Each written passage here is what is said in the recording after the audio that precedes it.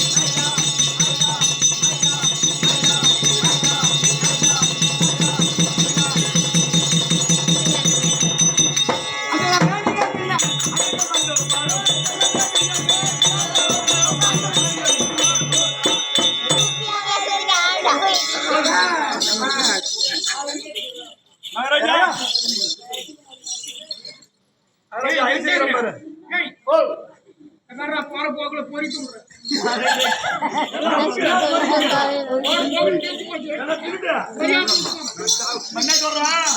ஏன் போய்கிட்டு இருக்கீங்க? போய்கிட்டு இருக்கீங்க. அதுக்குதான் சொல்றேன். போய்கிட்டு இருக்கியா?